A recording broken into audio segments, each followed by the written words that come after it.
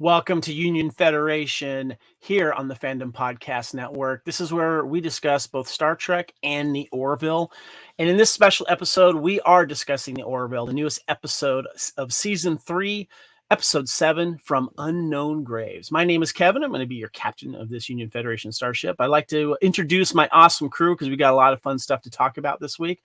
With me, as always, is the co-founder of the Fandom Podcast Network. I'm going to give him the duty of hanging out with some gelatinous creatures down there in engineering, but he's going to have to be escorted out very soon because of some special guests that are arriving. So make your time wise, Kyle. Welcome.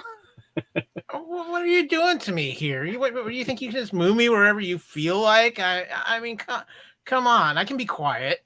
No, actually, you and Yaffet are going to have to be friends somewhere else for a while. So, honestly, I'm looking forward to this week's episode of the Orville and talking about it. And I just got to say, I think Seth MacFarlane owns Kleenex stock or something like that because the tissue content has needed to be high for this season. Yes, he's definitely hitting us with all the feels this season. And welcoming back to our group here is our science officer, Haley Stoddard. Welcome. Thank you. And technically, shouldn't I be in charge this week? This is true. I'm out. All right. We have a very special guest this week. We're glad to have him back talking some Orville. I'd like to welcome Davis Grayson. What's up, buddy? Hello, everybody. Thanks for having me on again. Oh, you bet. The good thing about having Davis on this particular episode, we didn't have to leave him in the transporter buffer because the Orville doesn't have transporters. This is true. Yes. Yeah. I've just been sitting in the shuttle the whole time. So.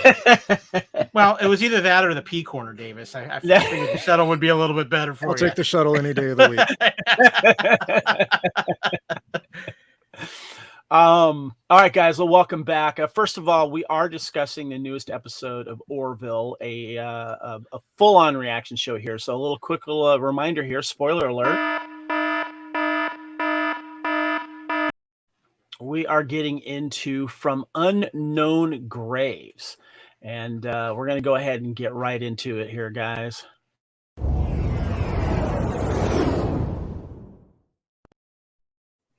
The air date was July 14th, 2022, and we're going to dive right into the Captain's Log episode synopsis. Haley, can you take us out there? Of course. In flashbacks, the downfall of the Kalon's creators is depicted.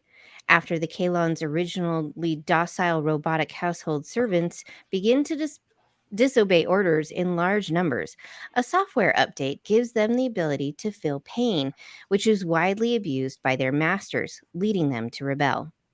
In the present, the crew tries to convince the matriarchal Genesi to join the Union by having Kelly and Tala pose as captain and first officer.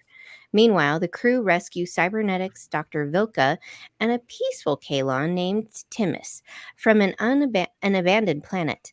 Vilka and her late father had repaired and rewired Timus to give him a full suite of emotions, and he shows deep regret for the Kalon's actions. Claire convinces Isaac to undergo the procedure. Though it is briefly successful, he reverts to his original state due to being from a later generation of Kalon. Although his brain can be modified to make his emotions permanent, this would erase all of his memories. While he agrees to do this for Claire, she declines in order to preserve who he is. The Genesi showing a willingness to join the Union, but when they exhibit contempt toward the males on the ship, Ed reveals the truth. This threatens to ruin negotiations, but when Ed expresses to them his continuing respect for Kelly, despite her infidelity that ruined their marriage, the Genesi express the possibility of diplomatic relations. Lamar suffers traumatic injuries as a result of sex with Tala. Though they initially resolve to make it work, his repeated injuries lead them to end their relationship. After Timus relates to Charlie the Kalon's history of slavery, she realizes that she cannot judge an entire race as evil and expresses a greater openness toward working with Isaac. Nice. Thank you very much, Haley. All right, guys, we got a lot to dive into, and I have a couple of opening topics discussion here, but I just want to throw this out real quick. When I first started watching this episode, the flashbacks that we were getting of the Kalon eventual uprising, I didn't realize they were flashbacks. I don't know if I was alone in that. It wasn't until a little bit later in the episode I started realizing, like, okay, this is the flashback thing of what's going on. I thought it was happening at the same time what was happening in the events of the Orville. So if I'm the only one, fine, I'll cop to it. But let's get some first reactions to this episode. Davis, our guest here, what was your first reactions? Like you, I thought it was also happening at the same time. And I didn't know if it was like to find out like what happened when they got to that mining colony there underneath it. I thought it was going to be that same Timnus was going to be that same one we first saw. So I didn't know. I will say overall, this episode was heavily packed full of storylines and plot lines, and it was actually very well crafted and very well done. Well said. We're going to dive into that more deeply too. But yeah, nice one. Haley, what about you? What were your first reactions to seeing this? I actually really enjoyed this episode. So the last three have been fantastic. And so I kind of thought that it was a little like present day, but then I was pretty quick to be like, oh, this is beforehand. So that was a nice touch. I really enjoyed that backstory. But overall, yeah, I really liked it. What about you, Kyle? This is probably one of my favorite episodes of the season, actually. I really liked the balance they had between several storylines going on in this episode. And I just think that it gave us a side to the Kalons that I don't think we've really explored. And I think it really added more to the Kalon characters as well. And I'll say right now, for me, probably the biggest heartbreaking episode of the season as well. Yeah, the last two, this one and the last one with Gordon were both heartbreaking and aren't afraid to shy away from making you feel certain ways and really getting some good character development too out of our cast members here, which is great. Getting some really good moments. And like you said, Davis, really well-crafted episode that we'll get into. One of the things I like to do is love to have fun check here, some of the fun stuff that we're getting here with the Orville. And I love the dinner scene with the Genesi and one touches of the captain's hand. Of course, he's not pretending to be the captain at that time. And she goes, "Ooh, I like your skin. I will choose to mate with you." And then things kind of start to go, "No, you can't do that." And then Gordon's like, "I'll do it. I'll do it. I'll volunteer." I laughed out really out loud during that thing because it was just like second little comment that he made, and then like they cut away to it. I thought that was really funny, especially all the crap that happened to him in the last episode. He's like, "I'll do it." I wonder how the difference that would be than going with the Zelayan. I'm just kind of curious, throwing that out there. I want to talk to you guys. First of all, is there any other fun checks out there? You guys want something that kind of made you laugh? Something that's funny, Haley? Not something that made me laugh, but at the end of the episode when we last see the Genesi, I don't know if you guys caught it, and I don't know if this is actually a thing, but their like scales or whatever on their faces were 3 different colors. It was the Star Trek colors, just saying. Nice. It was gold, red, and blue. Just saying. Davis, I'm throwing it out there. I like that. Oh, I'm sure. Yeah, maybe that was done on purpose. Davis, what's one of your fun checks? So in the staff meeting at the very beginning of the episode, when we have the entire crew and they're talking about the Genesi and saying they are a matriarchal society and everything, and Bortus, his first pops up, says, "How can we align with such a closed-minded society?" And then you see Claire and Malloy both going, "Pot calling kettle," And just to add on to that too, I like that when they're getting ready to receive the Genesi, or I think they've already received them, and they're on the bridge, but in the new positions, and they all slowly turn and look at Bortus, and he's like, "What?" And then, and then the crew are like, "Really?" And then Mercer's like, "You should just go now." That was pretty funny. Well, and when he's like, "They are awful," I'm like, dude. Again, look in the mirror. Kettle. Yeah. Yeah, pot. Yeah, exactly. I have a couple opening quick discussion topics, guys. I want to talk about the set production of the show in this season is absolutely amazing, especially the set production of I'm going to refer to them as the mean alien family. Just that whole setup was really cool. Even down there where they found Timus, just everything's just really, really spot on. They're just killing it with it. I didn't know if anyone else had any comments on the set production. Kyle, thoughts? Everything, it's a reflection of this whole season. Everything has just gone up so much of a level on the set production, and this episode was phenomenal as well. Just you can see the budget increase from being with Hulu, and I think it's one of the more frustrating things with the Orville right now is we're seeing what it can do when it has even more money injected into it for these amazing sets and productions, and yet we're probably looking at the last season. So it's just like it's incredibly frustrating. Yeah. Davis, thoughts on the set production? I think it was fantastic. I mean, I love the way even the Orville looks right now. I mean, it just seems like they've taken up a huge step and it makes it look so much better. I mean, even the upgrade to the shuttles, they look more like the Raptors from BSG, but it just looks more phenomenal, and it looks like it just a great development from the first time we saw all the designs up until now. And I really hope this is not the last season. I mean, I really hope it can continue at least 2 or 3 more seasons, because I think there's still a lot more stories to be told. Seth said in a tweet that he would love to return if they're asked back. So I don't think that's in his hand. I think he is willing to do more. I know he's got other plates to spin, but I think that he could definitely return if Disney and the powers that be say so. Haley, do you have any favorite set pieces in this episode, or just in general? I want to get your thoughts on the set decoration. Yeah, I've really enjoyed how they've added a lot more when they are on planets and things like that. And I agree, the house for the Kalon's creators, I don't know if they ever actually get like a name of their race, but their house was really cool. I like to live in that house, just saying. Yeah. So yeah, it's been really nice to see more. I did have one thing. We finally get like another look at the pterodactyl. It's not been used since the first episode. So what? I'm sorry. The pterodactyl. That's what they call it. Their little pterodactyl. Pterodon. The pterodon. Yeah. Oh, the little.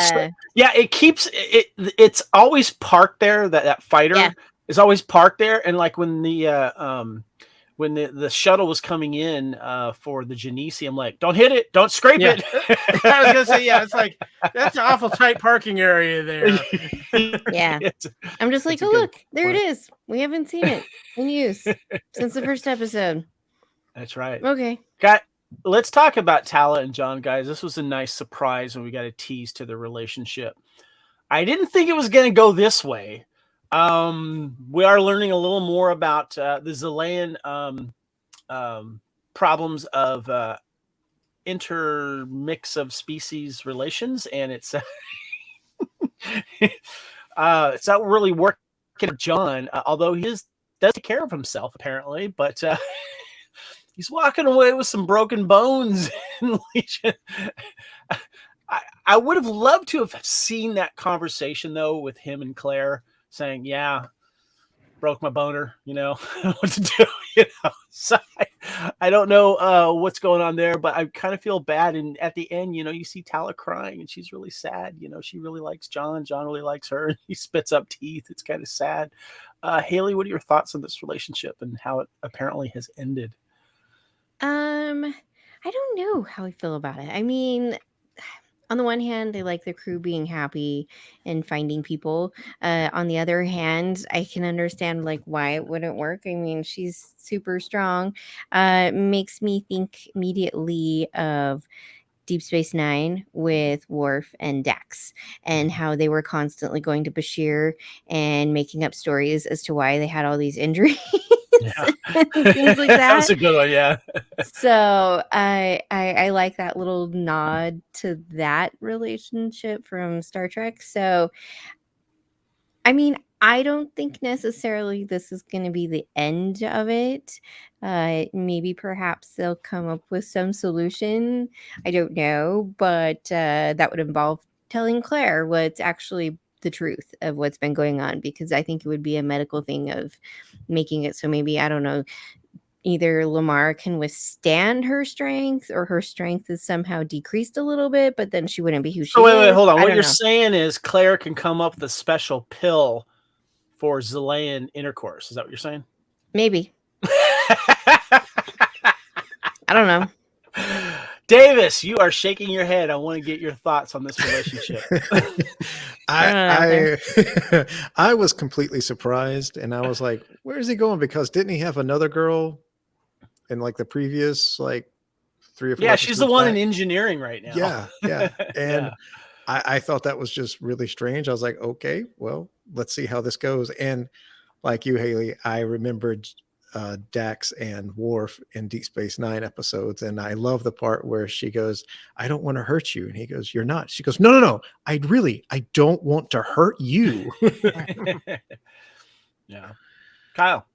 I thought this was great, and I thought it was a great way to handle this, because we've never really seen that before, and what an interesting concept to have between different races, because I think we forget Talia is a different race, because other than certain aspects, we just forget about it. So to get that reminder and in that capacity, I think it's actually a very interesting and intelligent storyline, even though they definitely had some fun with it as well. All I know is that he needs to put the safety measures back on that holographic training session he's got, because it's killing him. I know, right? All right, guys. I want to talk briefly about the Genesi, the Matriarchal Society here, and this for us Trek fans, this takes us back to season 1. I think it's episode 19, Angel 1, where they ran across a Matriarchal Society, and of course, you had to throw in a beardless Riker in there as well, and there's a little bit of power structure. It's kind of fun. I gotta say, this was a really interesting subplot, because what I like what's happening here is that the Union is trying to solidify new allies to work with, because they're expecting the worst with the Kalon. And I also like too that Commander Grayson and Kiali have a moment in this as well, as pretending to be the leaders, but they don't have to pretend because they are, which is great. But I also think that that Grayson, you could tell this means a lot to her to nurture this relationship. And I liked how they got real at the end when they had to kind of come clean and let them know what's going on. We had a few funny moments in there, of course. But I like the fact that, they pulled on their own relationship, meaning between Grayson and the captain, and the respect that the captain still has for Grayson. And I liked that, they seemed a little closed-minded at first, but then the Genesi were able to, be open-minded about that. And I thought that was really cool. And I love their makeup and their costumes as well. But I want to get your guys' thoughts on the Genesi subplot here. Kyle, I'm going to go to you. I think it's very interesting, and it's an aspect of the Orville that has been kind of underscored throughout the season, is them trying to create new relationships because of the Kalon situation, trying to maintain their current relationships and add new ones. And here you're adding in one, and yes, they talk about how it's dealing with the Mocklins all over again, but in reverse. But I think what was interesting here with this particular storyline too was how it developed and the angles they took to, first taking the one approach, which really ended up backfiring on them completely, but then taking the angle of adding Kelly's personal relationship to find some common ground to start and actually earning the respect there. So yeah. I think they or at least solidifying the respect there, yeah, a little bit more, and kind of saying it out loud to each other as well, to another alien species, that it's important to do. So yeah. Haley, what about you? Genesi. Yeah, I liked this idea that, we've kind of seen here and there of them trying to create these alliances and these bonds because of the Kalon threat being a threat to all biological life in their entire, world that is the Orville. And so it makes sense that they would reach out to ones that they have not really communicated with before or had very few communications with. And so I really liked this aspect. It was a really great plot to this episode, just because it was so funny to try to see everybody acting a little differently and behaving a little differently. Charlie has to talk to Lamar and learn all the specs really quick of the quantum drive, because she knows they're going to ask all these questions. And so she's got to have those answers. And so I liked that it kind of threw some of our characters into different roles that they had to portray themselves, but slightly differently. And it was really great. Really well done. Especially the comment that the lead Genesi said when they were talking about, will you share your technology with us? And they said, well, if you guys open up a line of communication, anything's possible. And she says, I thought that was really cool as well. Davis, your thoughts on the Genesi? I thought they were great. They reminded me a little bit of a cross between a Klingon and a Bajoran. So that was the first thing I was thinking. And it did harken back to Angel One, how they are that matriarchal society. But I thought it was really great. I thought it was fun to see them do a flip of command, and just to have that little humor thrown in with carrying the luggage. Get out of my chair too. Yeah. But overall, I mean, I thought it was a great little storyline. I mean, it showed that they were willing to do anything to actually try to get this alliance. But when they realized it backfired on them, they had to actually be honest, because even the head Genesi was like, you wanted to form an alliance with us by lying to us? Yeah. I mean, that was pretty powerful right there. And, they had to really realize, saying, hey, we need your help, but this is how we are in reality. Okay, I'm looking to someone in this group here to stand up for my one of my thoughts. If I were single, kind of thinking I might have raised my hand too there next to Malloy. Anyone else?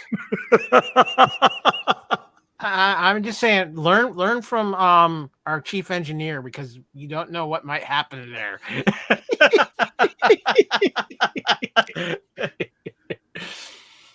Kyle, you let me down there. I'm just saying. I'm just trying to look out for your best interest, buddy. All right, guys, let's go ahead and let's touch on the cast here and the guest stars.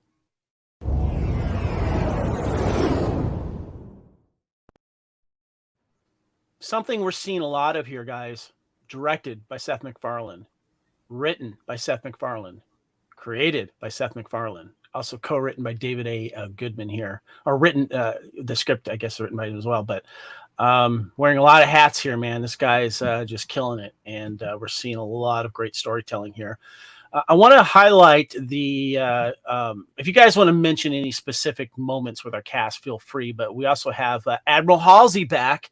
Love the fact that he's constant and there's a communication back. That's what I love about the Union working back home. They're always talking with them. They're always getting updates, and love the fact that Halsey makes a little joke about those uniforms look good. Maybe we'll let them stick. We get the cast of the Genesi. Sophina Brown played Captain Losha. Stephanie Drapeau played First Officer Kava, and Paige Herschel played First Lieutenant Hodel. And then we have the Mean Alien family. Scott Spicer played Varel, and Elise Levisk played Wenda.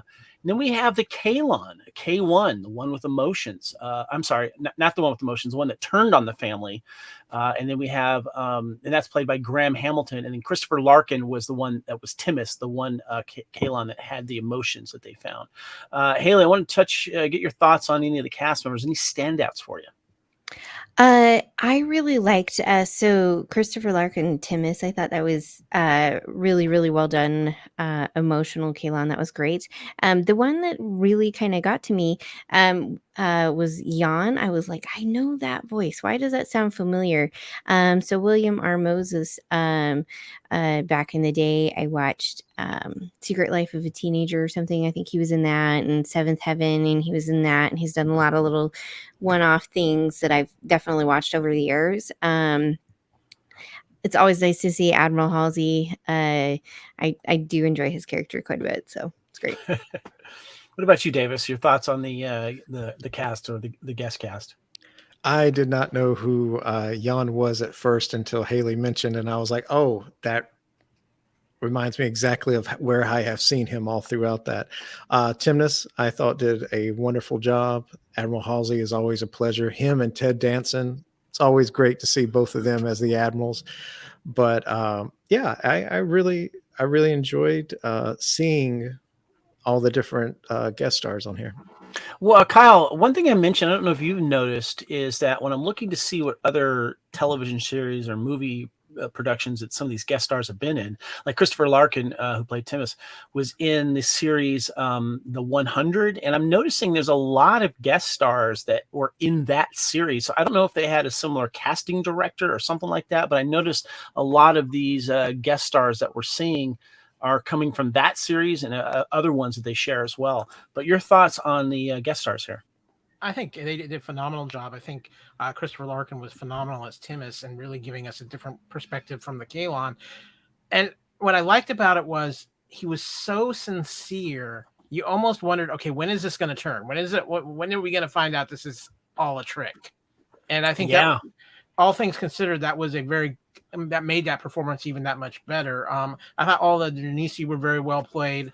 As far as the one, I want to bring up the 100 for just a second, because that was a very popular show for the CW with the teen set and the young adult set. And I think because of the connections the Orville has, probably with some casting things, and just how Seth MacFarlane's reach out is so much, I think he's able to tap into some of those younger actors and get them in, and it helps give the Orville that energy. And like I said, the 100 had a very large and diverse cast to it. So I think Seth MacFarlane is very smart for tapping into cast members from that show. Yeah, agreed. I love the Genesi cast. I thought that they played their parts really, really well. And God, those costumes were just fantastic. A shout out to the costume designer, just really, really well.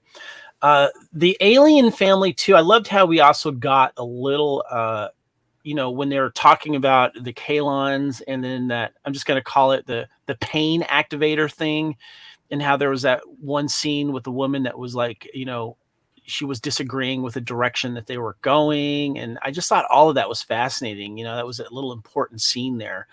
And just kind of seeing those kids just torture K1 like that was just absolutely mean. But I like that we got something, a taste of what was happening. And, it kind of makes you look back on your own culture and things that you've learned and things that you've seen. And I like how the Orville hits another emotional chord like that. So definitely. All right, guys, we're going to go ahead and hit the article review segment here.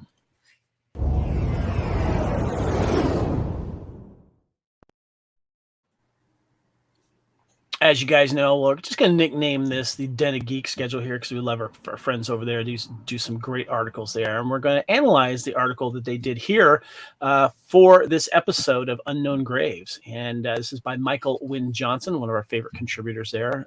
Published this on July 14th, 2022. Goes on to say, for the second episode in a row, the Orville New Horizons prioritizes substance over spectacle in a touching and intimate episode about love, acceptance, and forgiveness.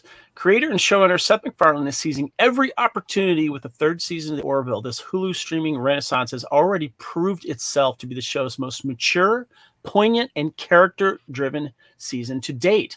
One needs to look no further than the title of the episode to see its central message. Quote, "From Unknown Graves" is a line from The Witness, a poem written in the 19th century by Henry Wadsworth Longfellow, which outlines the crimes committed in America against slaves. The episode script is arguably one of the most dense stories in the show's 33 episodes so far.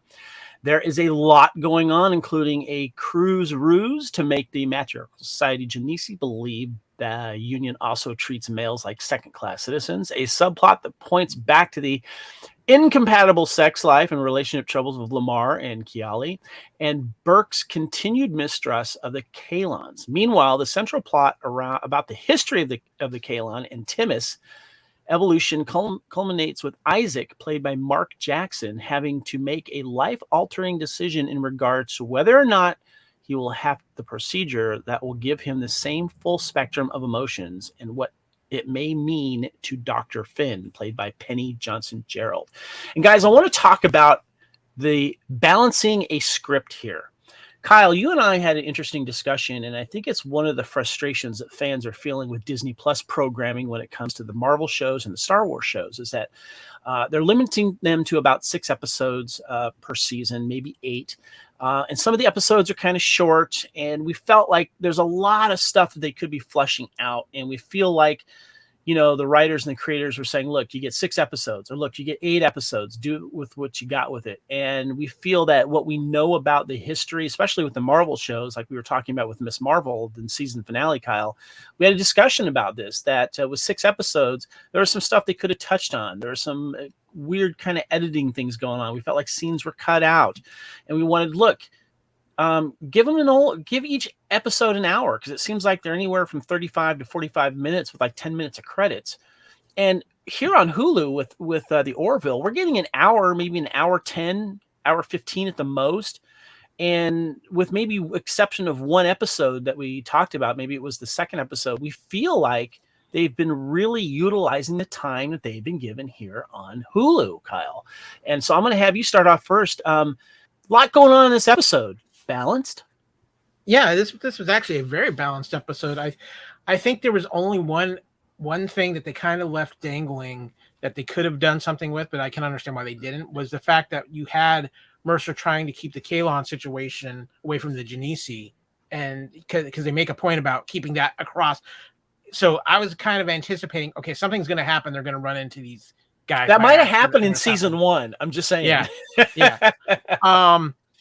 But no, I think it's one of the things, and McFarlane was talking about this even before this new season started, how he was going to be using the advantage of being on streaming to have longer episodes, to really where he felt like he could tell the whole story he wanted to tell. And I think where we're seeing, especially I'm going to say in the last about 3 episodes, we're seeing where McFarlane started feeling like he was getting the balance of time versus all his content. Because I do think if you look at some of the earlier episodes, there were times when they felt a little long. They felt like, okay, maybe there's a little dead point in here. But and it seems like in about the last 3, he's hit the stride where he knows exactly the time he wants. He's doing it, whether it's an hour, whether it's an hour 15, even a little less than an hour.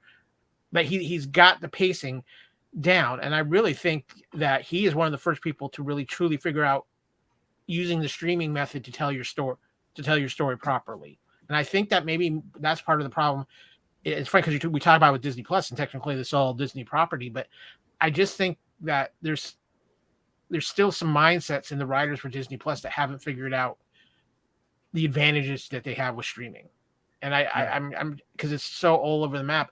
Here it's just consistent, and I really think Seth MacFarlane needs to be teaching a master class. And okay, here's how you write for streaming television. That's an excellent point. Davis, I know you've been catching up on certain other shows and stuff like that. And I know that you're a big Star Wars fan as well. And you had made a comment about how well this episode was put together for everything that was going on. Yes, absolutely. I mean, I've watched I've caught up with all the Orville right now, and I have enjoyed every episode, and it seems very balanced. Like we said, there's nothing convoluted. There's nothing. It's just very organized. And I mean, it's the point of, I don't know if y'all have noticed this or not, but when you watch these episodes, you really have to pay attention. And if you're not paying attention, if you start looking at your phone or anything, you might miss something. And clearly, if you miss 1 or 2 things, that the whole, you're going, wait a minute, something's not right. I have to go back and rewatch the whole thing. As opposed to like the streaming, I know there are a few critiques, I would say, about certain episodes of certain Disney, Marvel, and Star Wars ones, but a lot of it could be just editing, where it could just flow better if they actually made it. Like I think one example was episode 4 and 5 of Kenobi. That would have been so much better. It just seems like a better one episode right there. Right. Because it just seemed just to flow so much better. But I mean, overall, I thought that was a great show. But yeah, back to the Orville, I have really enjoyed it. And I think he has done a really remarkable job. And it would be a crying shame that if this is the last season. Like, how many episodes are there? 3 more. Three We more. got 3 more left. Yeah, 3 more. Yeah. Kyle, what you just said, by the way, of a masterclass of writing for streaming, that it kind of hit home with me.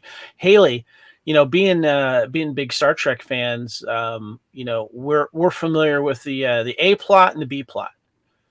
This kind of felt like it had an A, B, C, and D, but it worked. Mm-hmm. Yeah, I mean, you can definitely have more than one plot or 2 plots. You have these little threads, these little storylines that carry over from previous episodes, like the relationship with Lamar and Tala. And it's nice to kind of see them continue on and be a continuation of the story. I look at a lot of this like I take with movies and books and movies that are made from books. And there's only sometimes so much story that they can put in something to fit in the time frame that they're given.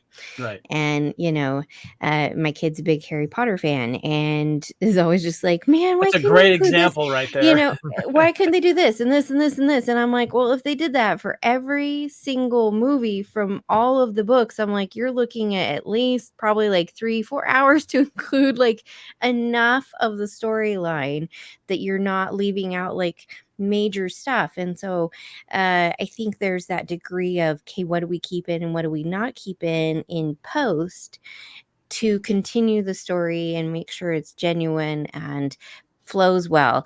And I think some shows do it really great. I think some shows don't do it so great. But I also think this is an issue where it's streaming and they figure, well, we can only do 10 episodes. And I don't know who came up with this notion of you can't do it more than 15 because some are 13 episodes and some are just 10. And it's just like, okay, why can't we have like 15 or, have like a few more episodes so that you can flush some of these things out so that things do flow better. And also, why does it have to be 40 minutes? Why can't it be an hour?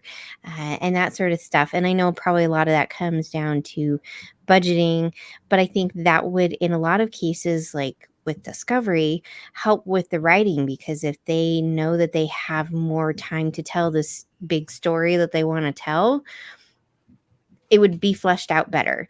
And so I think it's a writing, but then it's also the budgeting. And so I missed television when I was a kid, and there was like 26 episodes a season, and you could just tell the stories that you wanted to tell.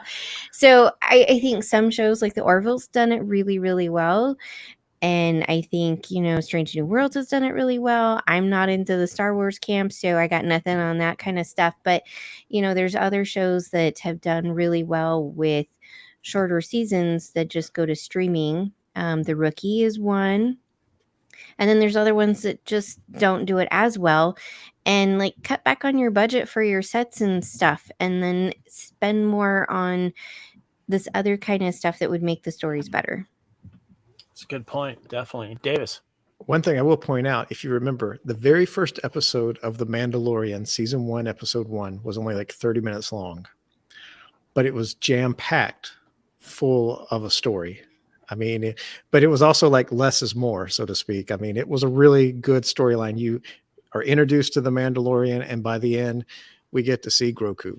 I mean, it was just a very A to B type of episode, but I kind of wish that they would actually follow, a lot of different streaming services would follow something along those lines, where if you only can do a 30-minute episode, pack it in with, like make sure you say certain lines to, you don't have to go back and go, what do they mean by this? Or, oh, it was in a book that you have to follow up later on, or anything. By just saying a few different lines in a script, it covers everything almost.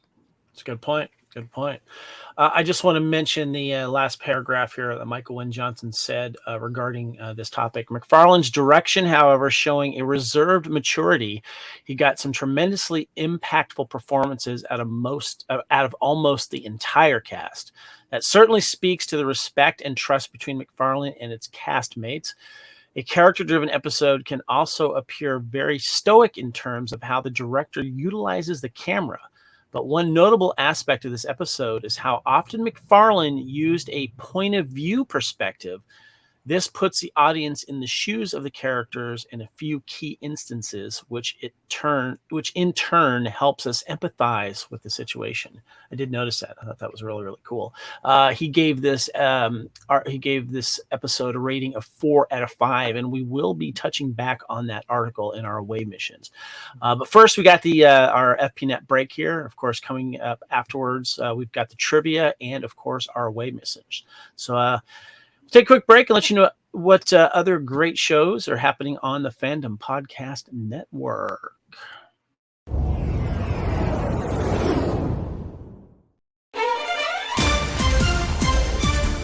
Thank you for listening. We hope you're enjoying this podcast. Here are the other great shows on the Fandom Podcast Network.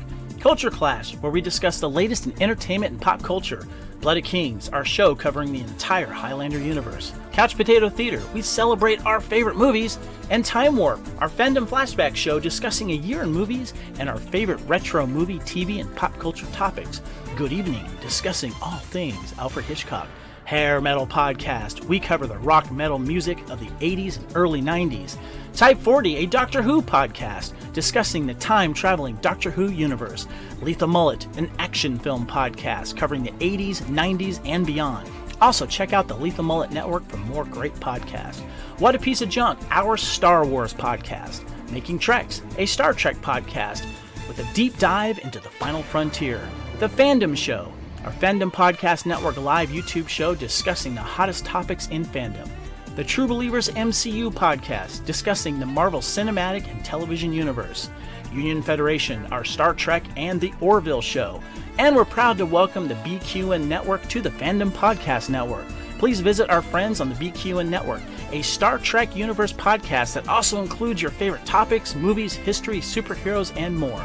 You can find the Fandom Podcast Network on YouTube. The Fandom Podcast Network is also on all made podcast platforms.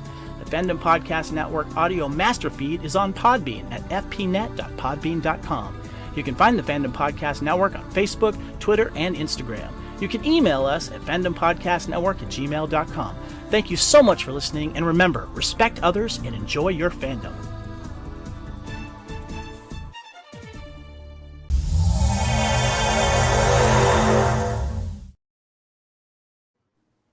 All right, welcome back to Union Federation. This is episode 141, the Orville New Horizons. We are discussing season 3, episode 7, From Unknown Graves. And we continue with some trivia, a little bit of Easter eggs here. While posing as an ensign, Mercer wears a uniform of an engineering level. He was previously established of having served in that department in the comic story Launch Day Part 1. Did we ever cover that? I felt like we covered an episode of the comics, Kyle, like way back when. I feel like it, but I'm not recalling off the top of my head right now. Might have to return to that. So yeah, because apparently, and just so you know, that whatever happens in the comics, Seth has said it's definitely canon. Because I think they've been able to. I think there's a comic that's coming out that's going to feed a story that they ended up not producing. I think actually that's going to be a novel. It's going to be a novel. Okay, cool. Yeah, good to know. Good to know. I feel like it was a discussion, but I don't know if we ever talked about it. Yeah, but we mentioned it. Yeah, let's go back. How about some toys? That'd be great. Well, there is an Eagle Moss ship. I have that back there, but unfortunately, Eagle Moss has gone belly up. Right, Kyle?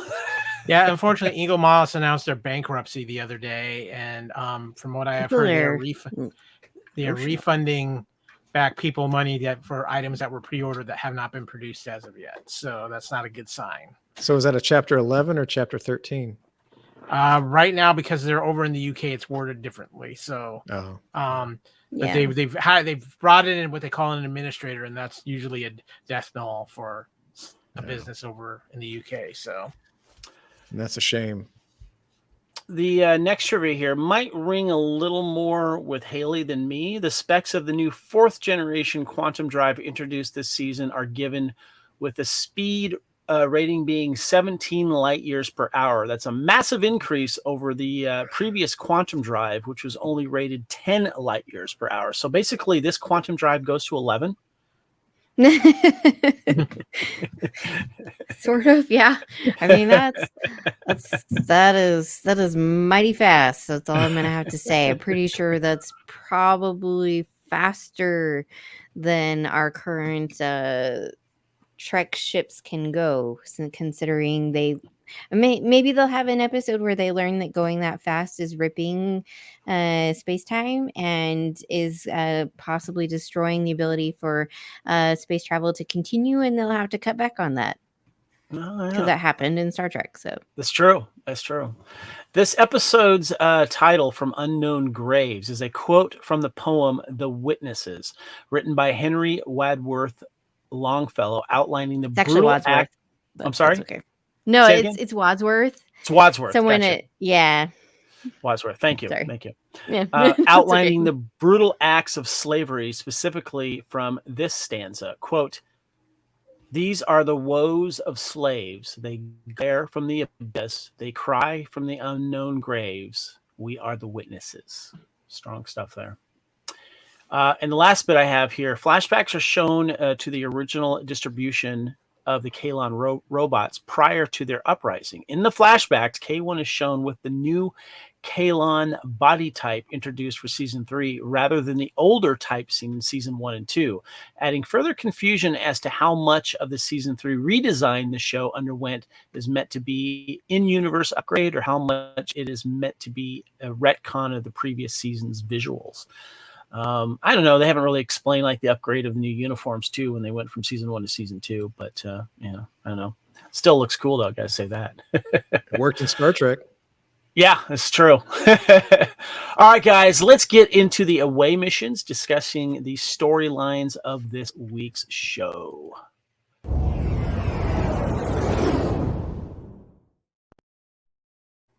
And the first away mission is the history of the Kalon. All right, guys, we got a couple topics in this first away mission here. The first one is the history of the Kalon. We get your guys' thoughts on what we've learned here. The article continues here. Throughout the episode, writer David A. Goodman unveils a series of these vignettes where the family and the Kalon, Graham Hamilton, referred to as K1, interact. Each interlude, we see the family becoming more and more horrible to then peaceful Kalon. At first, simply being rude to the indentured, laboring artificial intelligence, and eventually abusing him, the specific anecdotes paint a more complete picture of the history of the Kalon and the builders, the biological species that created the Kalon, who fans of the Orville know eventually will be wiped out by their creation. The flashbacks add context to the discovery of the peaceful and fully emotional Kalon named Timus, played by Christopher Larkin. Guys, we get some history here, kind of letting us know what's happening. Get a little Battlestar Galactica feels as well when I was watching this. Davis, I want to start with you here. What we're learning about the history. We get this flashback of this family slowly being very mean and rude to their servant here, and questionable stuff happening, of course, in their politics. Yeah, absolutely. I mean, when you see how he is to start off with, and all he wants to do is to learn more about like going to school, to learn more about them, and they're just jerks. And for them to do that little like pain button that they're actually doing the whole time, I just wanted to hit him on the back of the head, because I mean that was just unnecessary. I mean it's tough to watch. Form of abuse, and that was pretty rough. But I did have to wonder looking at that, because you see the one lady in the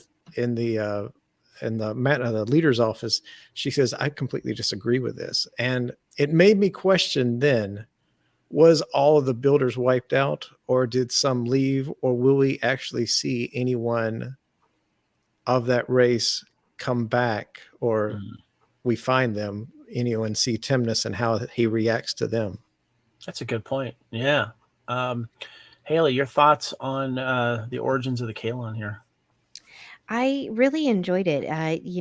We're in season 3, and we've had the Kalon since the beginning, and so to see how this all kind of started was really quite interesting. We can kind of take this perhaps maybe as a nod to what we see, in Picard season 1, with the creation of all these basically better versions of Data, right? and extension of Data. And so I really enjoyed this backstory really, really quite well. It was super awful, when they rolled out this ability to kind of control them and put them in their place. Seeing these kids, sit there, oh, you do it now, let me, my turn.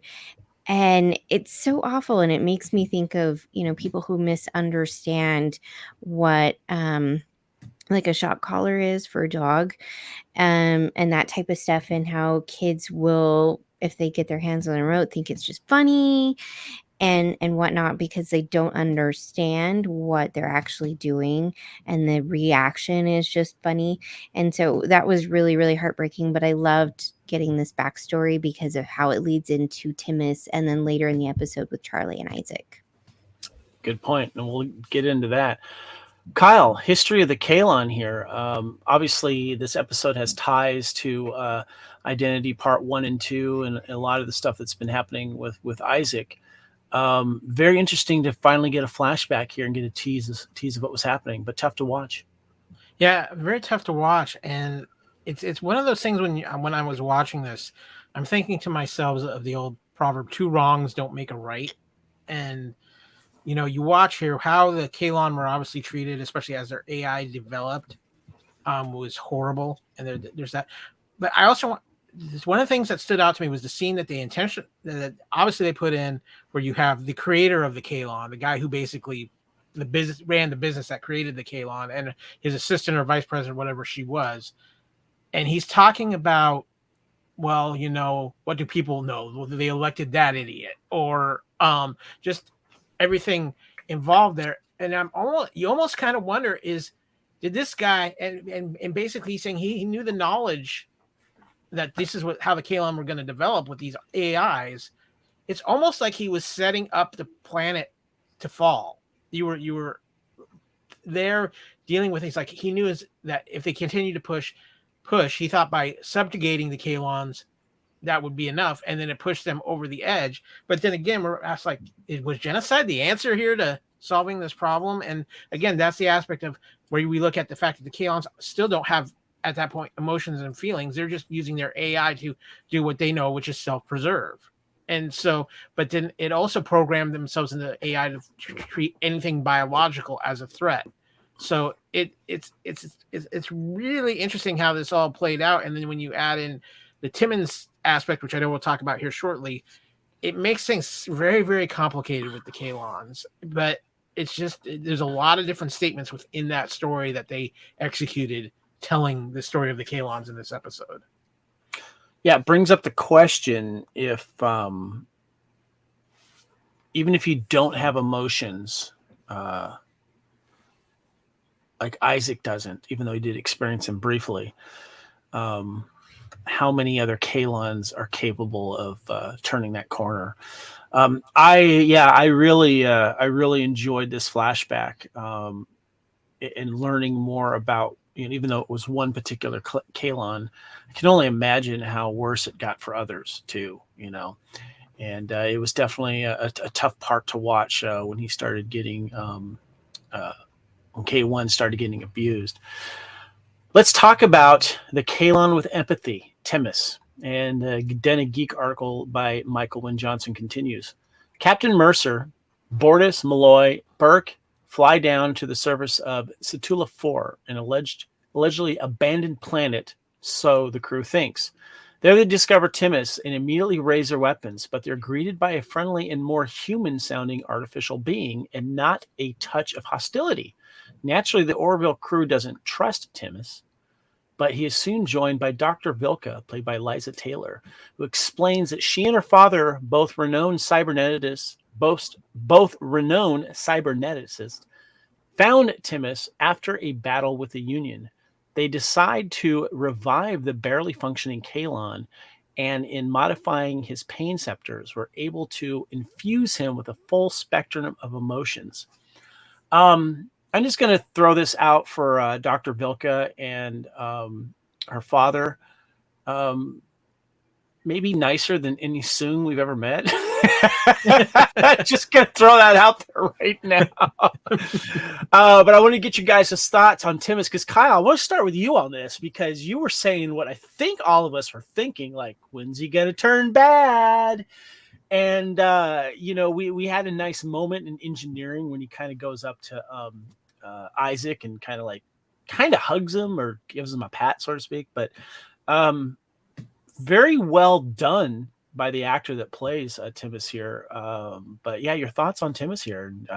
Do we want to see more?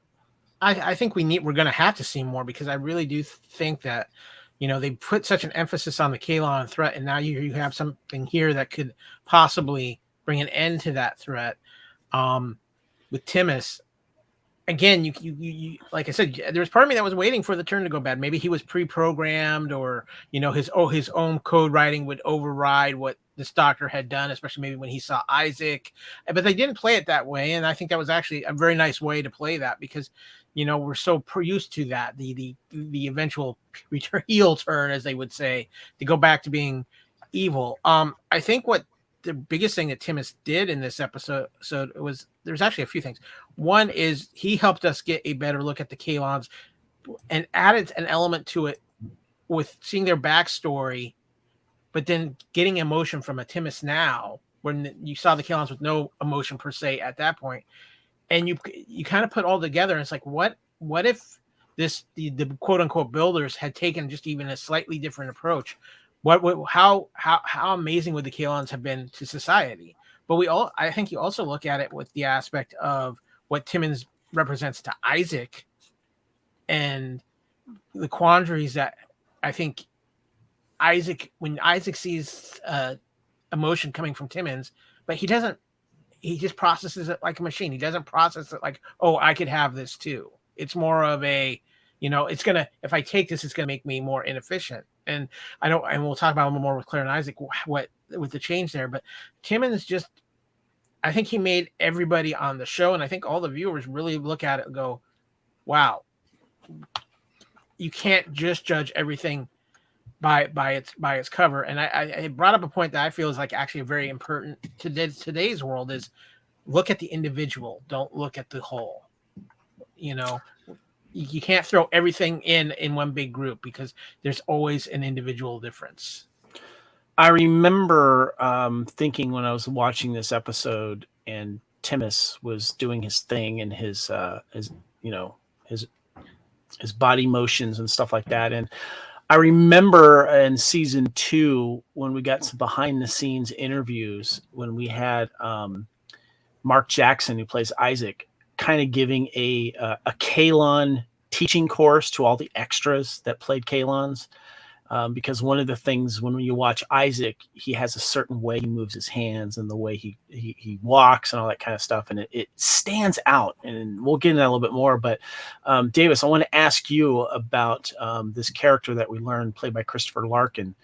Were you expecting the turn to happen? Not really. I was expecting, something, but not necessarily a turn, because from the very beginning, I thought when we see Timnus, I thought he was the very first one that we see in the opening. So I thought that at first, and I was like, okay, we can see how he, came to be. But after seeing that, I started thinking, well, if he has the, let's just say, quote unquote, emotional chip, gives it to Isaac, and then Isaac, his programming, or because he's a later stage, he's not able to maintain it, which makes me wonder if he attempts to talk to the rest of the Kalon and tries to get them to take this or use this type of emotions, how many will it actually bifurcate the whole society? That's the first thing I thought, because then you have like one side with emotions, one side with not emotions, one side likes you biologicals, other side does not. That's what I was thinking. Kyle, you got some? No, I just wanted to, on Davis's point, because he makes an excellent point, something I thought about. My question is this: how many original Kalons are left at this point? I think that's a big key function, because obviously we find out in this episode later on that what this doctor did doesn't necessarily work on all Kalons. So I think that makes for a very interesting dynamic if we see this play out before the season is over. Timus, interesting character to be introduced, and it's going to be fascinating. Haley, going forward, your thoughts on Timus? Yeah, I mean, I looked at, this Dr. Vilka and her dad as, they were the ones that had the empathy in this episode. They could have let Timus, as we now know him, who knows what he was before, right? They could have let him just still be basically dead or dying on this planet when they found him. They didn't have to say, hey, I wonder what we could do to make them feel emotions, and let's study them because we need to understand, where they're coming from. And so I think, they are truly wonderful, simply because a lot of people, as we see with Charlie, wouldn't have done what they did. And who can say other doctors who, some other, physicist, engineer, whatever, stumbles upon that planet and found them, would they have the same compassion to look at this, AI and say, can we improve it? How can we understand it? And I don't think anybody else would have. And so I thought that was really wonderful and a beautiful part to this story, because otherwise we wouldn't have Timus. And as far as Timus goes and what this means, I kind of had the same thoughts as you, Davis, of what does this mean going forward? Does this mean that somehow they can take this to the rest of the Kalon collective, essentially, and say, hey, we'd be able to have this? And it's not necessarily that not all of them couldn't have these emotions. A good chunk of them would not have any memory. And what do we do with that? And how do we go forward with that and remove memories of all these negative things? Remove that you killed the past original versions killed the creators, and you have gone out and destroyed other worlds and other biological life forms simply because the original Kalon wanted to do that and did those things. And so you actively participated in it, and that throws in groupthink and not being an individual and just going along with what everybody else is doing because you're told that you should, because your predecessors are telling you that these are bad. And that throws in, people now, oh, I don't like this person. Well, why? And you shouldn't like this person because I don't like them either. Well, why? Because I don't. And so it really kind of brings in this groupthink and this notion of later on Charlie saying, okay, I shouldn't judge all of them. Just because the group overall is negative doesn't mean one individual is, and doesn't mean I can't enjoy and have a relationship with one who is different. And so it really has a lot of nuanced story to this notion. And so I'm really intrigued where they take it. Obviously, we only have 3 episodes left, so who knows if they can take it anywhere. But it is an interesting storyline to think about how that impacts the rest of them. Kyle, just a thought here. I mean, we know that it works on original Kalon but with the programming change, where the only way to make that take effect is to wipe their memory and wipe out who they are.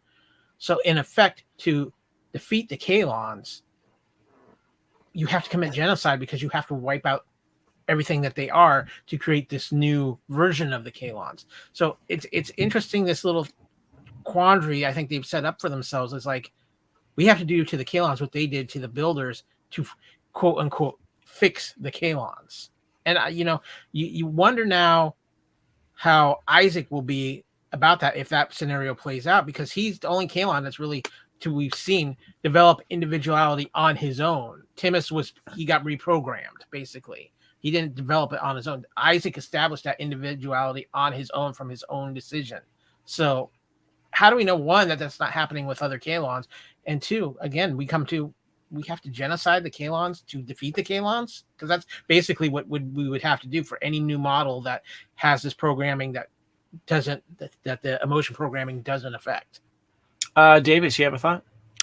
Well, two things. When you're talking about reprogramming, would it be considered genocide if they chose to accept that programming? Well, if they chose it, yes. But you really think at the way the Kalons are right now that they would choose that? That's the question.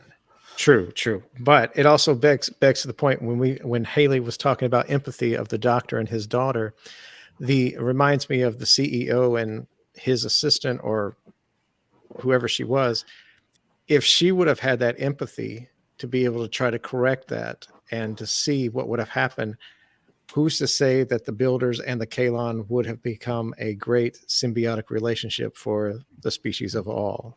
And I think she was trying to show empathy, but at the same time, she had no power.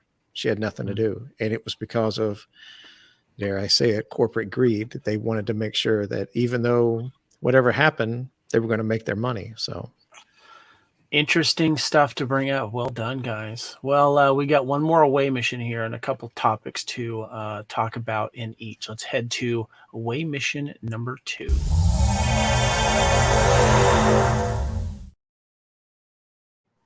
All right, Michael's article continues here, and this is a discussion of Claire and Isaac, guys. While hesitant at first, Isaac does in fact go through with the procedure, which leads to one of the sweetest moments in the show. Mark Jackson does not receive enough praise for his performance as Isaac. Having to portray a character devoid of emotion while still making him relatable is quite a feat.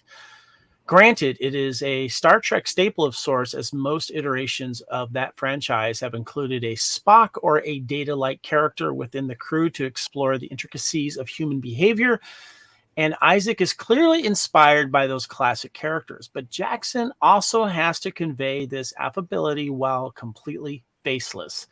The costume for Isaac only gives the actor the ability to convey subtly through his voice, which often doesn't modulate, or his body language, and still, the friendly Kalon is a fan favorite. As the emotional levee breaks, Jackson gives a tremendous performance. The outbreak of real emotion begins with just a subtle smile from Jackson, which pulls viewers in. And as more emotions come flooding out, it all seems completely believable in terms of what Isaac could have had bottled up inside of him all along. The relationship between Isaac and Claire has been building for 2 seasons now, and audiences finally get to see both of them happy and confess their love for each other. Guys, Haley, Kyle, when we were discussing this relationship with Amy last season, it was kind of getting a little frustrating at points because she's human, he's a robot. How is this going to work? They kind of teased on it a little bit, and the whole thing with Isaac and her kids. And then obviously Isaac turns on them during Identity Part 1 and 2. And then they're trying to rebuild that relationship. And we're like, okay, this is not going to happen. However, Seth and his wonderful writing crew and his wonderful fellow actors find a way to make us freaking care for this couple. And we got to give it up for Mark Jackson here. He is absolutely amazing, not just behind that costume, but when he gets to finally come out of costume, yet he still does his Isaac-isms. And when you see him finally have emotion, I don't know about you, but I was buying it. And it was just hitting me in all the feels. And I am now rooting for this couple, where last season I was just like, get this over with, get it done. I mean, it's interesting to do it, but I want to see them together. Am I alone here, Kyle? First of all, Mark Jackson needs to be nominated for an Emmy, because when you think about the performance he's had to give without being able to really emote, but through physical action, because he has to keep his voice the same, because he is what he is. Then to convey all this overwhelming emotion all at once, like a tidal wave, is just a phenomenal. This was a phenomenal episode for him, and that is why also this whole situation is probably, in my opinion, one of the most heartbreaking things the Orville has ever done. Because you find these two people who are able to finally tell each other they love each other, and have this brief moment only to have it taken away, and the only way to get it back is to literally wipe away the person she fell in love with in the first place. I mean, how tragic is that? As far as just that aspect of it, is just it just tears your heart out, because I can't even imagine the feeling of loss Claire has to have. Does she have this amazing moment to hear all the things she's wanted to hear for so very long, and then it's just gone? And it's not his fault. It's not Isaac's fault. It's not anybody's fault. It's just there. So I'm going to be very curious to see if we see the emotional play this has on Claire in our remaining episodes. But everything here was just Jackson was just phenomenal. And I think it was a very interesting choice, that the fact that the whole time we see him with emotion is when he's has the holographic over him, so we see his face and everything like that. I almost wish they would have given us a little bit of Isaac while he was in the suit, to see how Mark Jackson would have played out that emotion himself in the suit, not just being able to be just him. But it made that moment that much more powerful, and I understand why they did that. But I mean, this is incredible writing, and this is an incredible storytelling, and I'm curious to see what the next turn is going to be for them. You want to see them together because you're rooting for Claire and all the heartbreak she has been through, and you want to see Isaac. We get this brief look of Isaac with emotions and just like a whole awakening, and then for him to lose it, but he doesn't feel the loss of it because of going back to his program, which makes it even more heart-wrenching. So you're rooting for them at this point because it's so painful to see what they've been through, and you're like, they deserve happiness.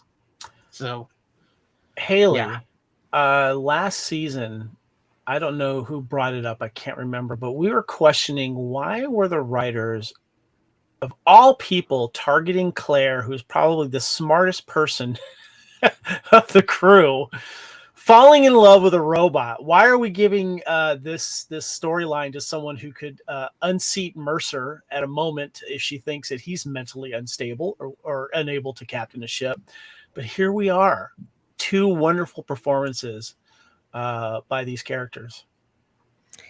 Yeah, no, I think it was great. I completely agree with you guys on, Mark. He did a fantastic job. Every time we get to see him, the actor himself, but still portraying Isaac, is really, really wonderful. And it really speaks to his acting ability to do that, because I know it's not easy. I've heard Brent Spiner talk about how it wasn't easy for him either.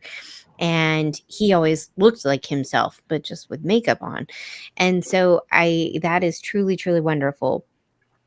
I think I am still in the camp of like, okay, sure. But I think part of it, and this sounds really, really weird, right? But I think part of why Claire originally fell for him is because he doesn't have emotions. And I know that seems really strange, but if you think about it, she was in a relationship before. She was married before. We actually No meet emotional her. baggage. No Yeah, emotional exactly. baggage. Yeah, no, that makes sense. Yeah. There's, like, Yeah. yes, he hurts her because he doesn't have emotions and he can't tell her, I love you, and all the things that she wants to hear. But a part of her doesn't want to hear that because, we see her ex. Her ex went cuckoo crazy and turned into something else this season. And so there is that ability to say, I can still remain emotionally unattached to something and not get hurt by that. And so I think that aspect is fascinating. I think there's that degree of why she fell in love with him. I think from a scientific point is also why, because, yes, she's a doctor, but science is interesting and fascinating. And so I can understand to that degree of why she also fell for him, because he's an interesting case study. And so I still find the relationship super weird. I loved the moment when he did have emotions and he was able to give her the emotional self of herself, give her what she's wanted. And so it is really heartbreaking when that's gone, because you can see that, but then the other self of her can step back in and say, hey, this is okay, because I still will not really get completely fully hurt because he doesn't have him again. And so it's going to be an interesting play to see what they do with that. simply because she doesn't want him to lose everything that he's learned, and who can blame her? Good point. Yeah. Davis, can you take us back to you watching last season, how you felt about this relationship? And were you like, let's move this along, this ain't happening? And then how you feel about it now? Yeah, I thought it was odd for the origin of that relationship, and I wondered where they would go with it, or if it would just be like one of Data's like couple of flings that he had on the Next Generation or whatnot. But just to be able to see that the Doctor was actually just wanting to have that personal relationship and build with Isaac. I thought it would be interesting to see where they take this, because even in this episode right here, she asked him, are you going to take this emotional? And he was like, I didn't think about it. And, he decides to do that for her. And she has that moment of what it would be like to see him with those emotions. And then all of a sudden it is just taken away from her. And it's just, you realize it's like someone who's gone through something very dramatic, and, they're no longer the same person anymore. But you still love them no matter what. And it just proves to me, from my opinion, that she loves him unconditionally, that no matter what, even with emotions or without emotions, she's really fallen in love with him. And I don't think that storyline is over. I think we might see him with emotions again, or something might kick in, or some, update, patch, software patch, whatever. I just don't think it's over with that. Good point. Yeah. All right, guys, let's get into the last topic here for away mission number 2. And this is something the world could always use a little more of, and that's empathy. Timus, Charlie, and Isaac. And this is the last part of Michael's Den of Geek article here. He goes on to say, it's no coincidence the principal moral of this episode is clearly about empathy. Isaac shows sorrow for the incidental coldness he has shown Claire and her sons. Burke can finally relate to the Kalon and Isaac a little more after hearing Timus tell the story of their servitude and abuse, and the political subplot of finding common ground with those who have completely different ideals than we might. All of these threads support the theme From Unknown Graves is a compelling episode which contains critical lessons that we should all listen to and live by. Guys, title of the episode, and I'll touch on that a little bit more later. Empathy. We are getting that. We were wondering earlier in this season, Kyle and Haley, about, and I had asked the question, is Charlie going to forgive Isaac? Are they going to come to some, ground or something? And, we had our thoughts about that, and we kind of see where that happens right now, and kind of curious to see what happens next. Timus being the reason to prove to Charlie of their background. It took someone to really kind of break through those barriers to Charlie and show the empathy that he himself was feeling, and how regrettable as a Kalon, the things that they did to people. And I think that hit home with Charlie. And then seeing that scene at the end when Charlie approaches Isaac, in the engineering room, and asks if she could help. And he says, no, I don't need you. And even though he's being kind of his like robotic way, she still finds that moment to say, look, I'm sorry. And then as she walks away, a beautiful scene where Isaac kind of says, hey, she made a gesture. Now I'm going to make a gesture. I can use your help. So I thought that was really, really cool. But I want to get your guys' thoughts on the lesson of empathy that this episode is sharing here, and what happens with these favorite characters of ours. Kyle. We knew this was going to come in one fashion or another with Charlie. They were playing it out too much over the season. I know we talked a little bit about this last week, about how, getting the revelation about Charlie and the moment, and how they could have played that up for some more empathy type things, even in that episode. Here, I still don't necessarily know that Charlie is in full forgiveness mode at this point, but she's in the realization of she was doing what she was doing as a protection mechanism for herself, to make it simple, to make it to where she could understand, or maybe it didn't require her to process everything. And I think that's a natural human reaction. We try to down simplify things so we can have a simple answer, especially when it's something emotional, because it just makes it easier. And sometimes in doing that, we blind ourselves to the bigger picture of what's going on.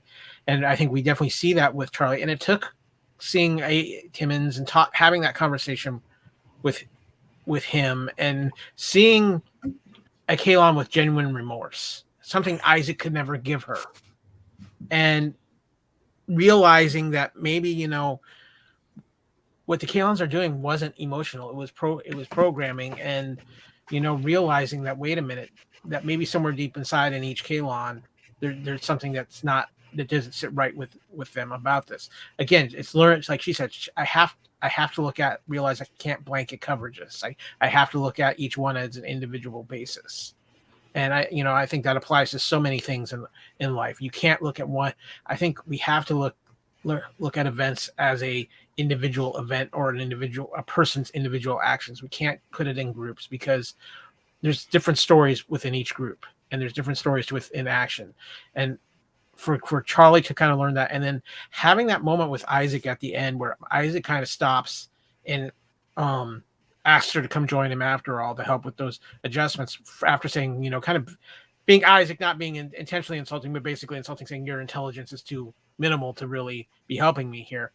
But it also shows, I think, that with Isaac being such a unique version of a Kalon who broke and created his own individuality, and maybe there's some after effects of that emotion change after all, that maybe something's buried deep within him that's still working its way out completely. So maybe we see Isaac grow from this as well. But it's a very interesting and a very heartfelt moment in this episode, and I'm going to be curious to see how it goes forward with Charlie, and as well as, what, again, the fascination we have now, I think, of what the Kalons could be, and how they might get there, is something that they've set up an amazing storyline for.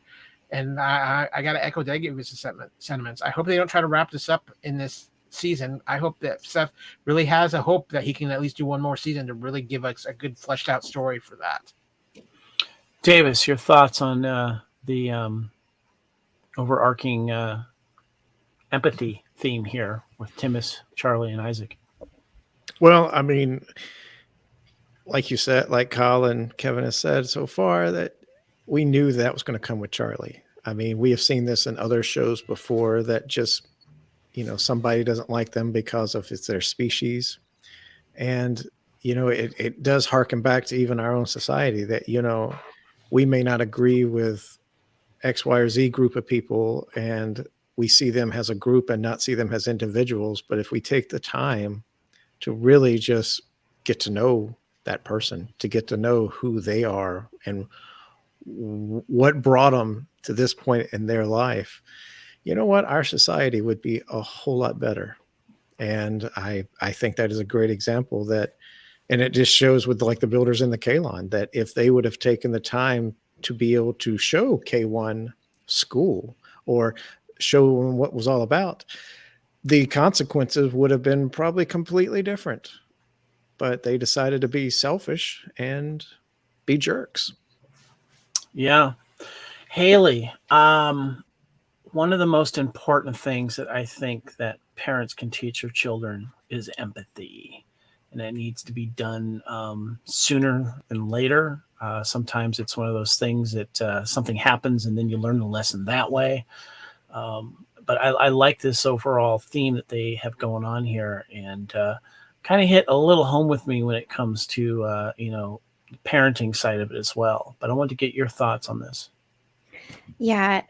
Well, and empathy is interesting. You know, it's one of those characteristics and one of those traits where, you know, some people are born with more empathy for others than other people are. And it is something that can be learned, but it's also something that's kind of innate and kind of starts in our genetic coding as well. And I liked the that this episode really kind of touched on this a lot with Timus and with everything that was going on with this Kalon storyline, and Charlie thrown in, and there's a couple of psychologists that have come out with basically there's three aspects to empathy. And so we have cognitive empathy, we have emotional empathy, and we have compassionate empathy. And so, the cognitive empathy comes in, and this is where I think Charlie is, and it's nice to kind of see that chip on her shoulder soften a little bit. She has that conversation with Timus, and Timus comes in and he says, I am so sorry. I didn't know. I was going along with the groupthink. I was doing what others had told me we needed to do to protect ourselves and to make sure that we were okay and safe and still alive. And so through him saying, I'm sorry, it's kind of a collective I'm sorry, but it's also very personal. I am so sorry. I'm sorry for what I did. And so she kind of gets this cognitive empathy for Timus, and then relates that with Isaac. And that is, simply knowing how the other person feels and what they might be thinking. And so for her especially, I think she's coming to terms with this, and she can say, I kind of forgive you, but it's not this full-on empathy, which is the compassionate empathy, which kind of takes the cognitive and the emotional empathy into one. And that's really the best balance of these three types of empathy. And she's not there yet.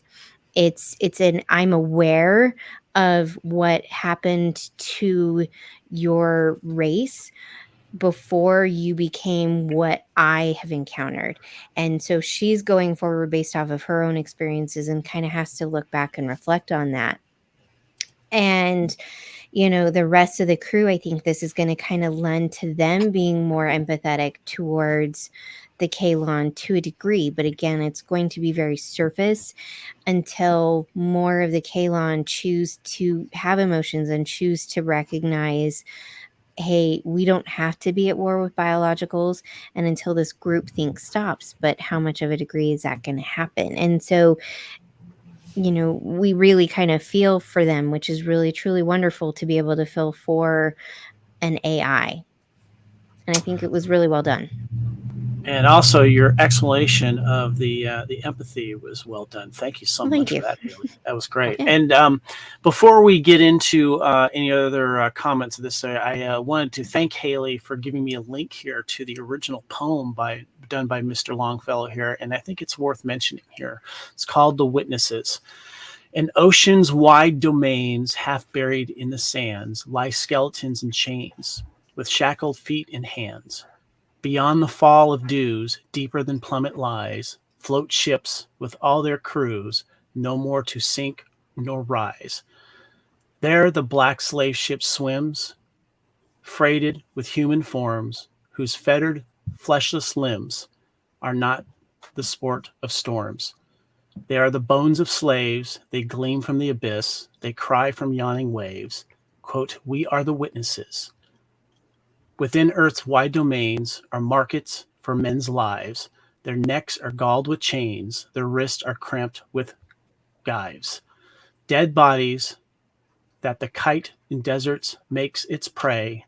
Murders that with affright scare schoolboys from their play. All evil thoughts and deeds, anger and lust and pride, the foulest, rankest weeds that chokes life's groaning tide. These are the woes of slaves. They glare from the abyss. They cry from the unknown graves. We are the witnesses. Thank you for sharing that, Haley. Appreciate that. And I think that knowing where the title of this episode comes from and the overall theme of it, it's important to know the origins and that whole poem. So thank you again for sharing. Appreciate that. Yeah. All right, guys. I do want to ask if there's anything else that you wanted to make a comment about this week's episode. I just want to throw a couple things in there real quick. By the way, whoever's making the dresses for Claire, killing it. That red dress that she had just looked awesome. Like I've mentioned before, The costume design has been absolutely amazing. Also, too, I just want to know where Dan is. I miss Dan, Mr. Sweetness Dan. Maybe they felt that we don't know where to put Dan in this season because we're going to handle some things very serious. But throw Dan in a scene or two. I wouldn't mind seeing him. That'd be great. One other thing I'd just like to mention, too, when and where is the first official Orville convention? I want to be there. Anyone have any things they want to say about this week's episode? Raise your hand. Anyone? Kyle? Just that, we came into the season of the Orville not really knowing what to expect. And what Seth has done in this season has changed this show so dramatically. Some have said for the better, some have said for the worst. I think at the end of the day, it's been for the better. Sorry about that.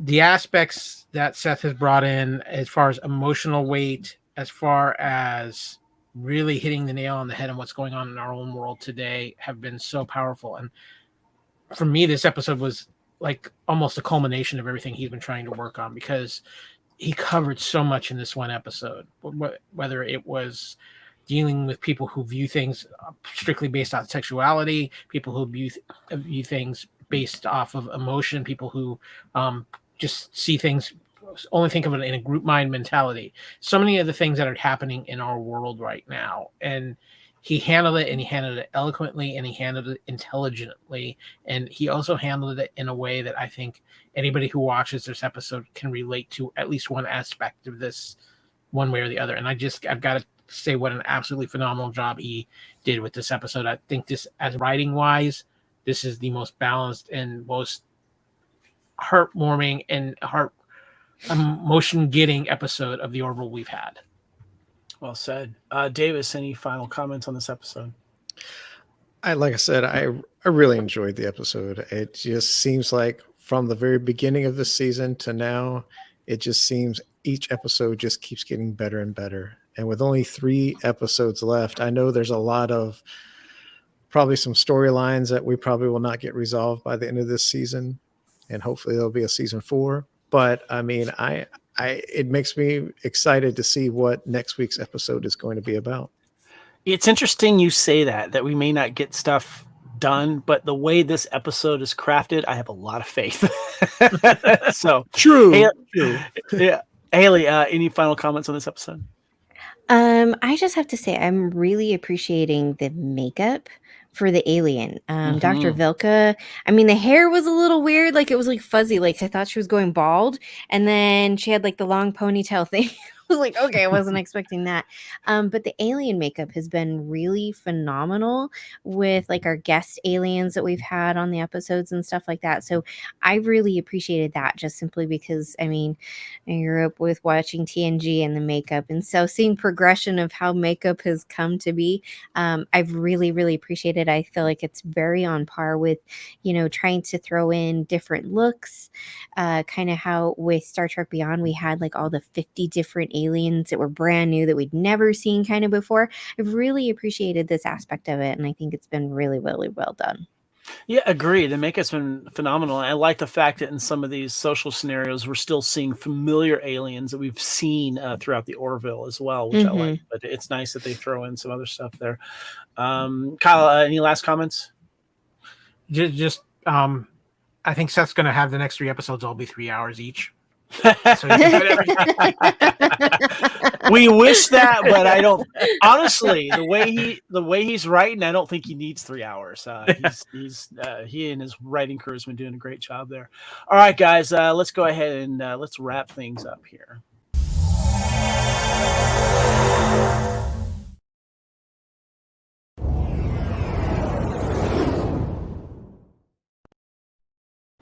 We hope that you guys enjoyed our discussion here on episode 141, Union Federation, discussing the Orville Season 3, From Unknown Graves. Let's opening up those subspace signals. All right. You can find the Fandom Podcast Network's Union Federation on these subspace channels. Please subscribe to our YouTube channel. The Fandom Podcast Network is on YouTube. Please subscribe. You'll get some notification and, comment on the videos up there. We're dropping a lot more stuff up there, including Union Fed episodes. Our master feed for all of our audio podcasts can be found on Podbean at fpnet.podbean.com. Fandom Podcast Network is on all major podcast platforms. And also, if you're enjoying this discussion, head on over to our Facebook group, our Union Federation Podcast Facebook page, talking about Star Trek and the Orville. And Union Federation Podcast is also on Twitter and Instagram. And if you'd like to contact us directly, you can hail us at email, theunionfederation@gmail.com. My name is Kevin. I am on Twitter and Instagram at Spartan_Phoenix. Kyle, where can we find you? You can find me buying stock in Kleenex for the final 3 episodes of the season of the Orville on Twitter at AKyleW, or you can find me on Instagram at AKyleFandom. Great. And Haley, where can we find you? You can find me on Twitter. I am at Trekkie01D, and I am open to talking more about psychology and science. Bring it on. Love it when you always bring that to the table on the show. Appreciate that. Amy can be found on Twitter at Miss Amy Nelson, or currently in Scotland. And our very special guest, Davis Grayson, where can we find you? You can find me on Instagram at Springer_2017. Awesome. And also, please, as we mentioned, we've teamed up with the BQN Network. They are on Twitter and Instagram at BQN Podcast, and also on Facebook, the BQN Collective.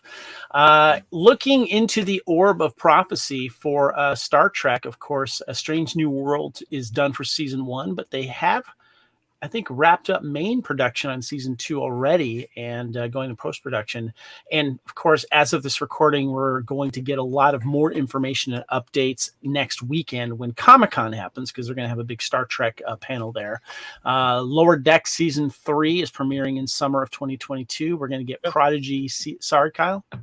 It was announced this week. Lower Deck season 3 will start August 25th. That counts as summer, right? Yeah, end of summer. But we got an exact date, so I wanted to get sure we got that out. That's good. I'm looking forward to that. Prodigy season 1, part 2, premiering later this year. And of course, we've got next week, the Orville New Horizons season 3 continues with episode 8, called Midnight Blue, which will air on July 21st, 2022. And just a reminder to you guys that it does drop at 9 p.m. Pacific time on Wednesdays. Yes, Kyle. Considering the title of that episode, if there is not a certain song that doesn't get played in that episode, considering it's the Orville, I will be very disappointed. Do you want to allude what you are referring to? Well, I mean, there is that song, Midnight Blue. Who sang that song? I'm trying to remember. Midnight Blue. Who sang that? Lou Graham. Midnight Blue. That song. Yeah. Okay. I wouldn't be surprised, because they do like their contemporary. Of course, it's a classic song to us, but to them, maybe not so much. We'll see how that goes. So, Davis, thank you so much for coming on, man. I love talking Orville with you, dude. It's always a pleasure, and it's great seeing y'all and having a wonderful discussion about this great show. So I'm going to head back to the shuttle bay. All right. And just real quick, you're going to be back next week.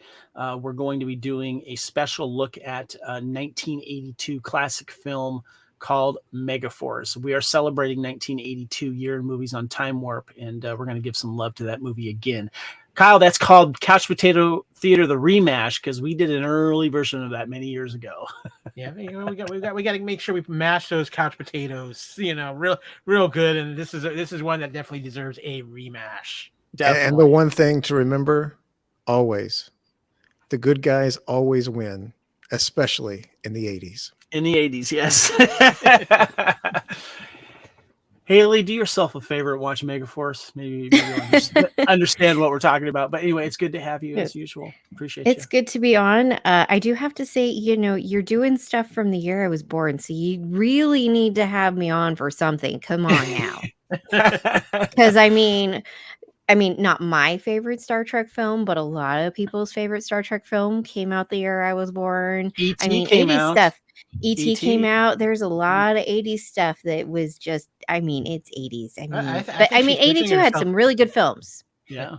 I think she's pitching herself for the next episode of Time Warp, Kevin. I might have to find a way to get you in there because it'd be interesting to get your perspective going. Now, I didn't see that in the theater, but I caught it on video back in the 90s. It's true. Kyle, thank you as always, brother. Appreciate you. Oh, it's always fun to be here on the Union Federation Starship. Davis, just make sure you take the left, not the right. Otherwise, the P corner's waiting for you, man. I'm just saying. I'm avoiding that P corner. I think I'm going to get Kyle a P corner T-shirt some way, somehow. I think he deserves one. Anyway, everyone. I don't know if that's a good thing or not. Goodbye, everyone. Thank you again for joining us here on another episode of Union Federation.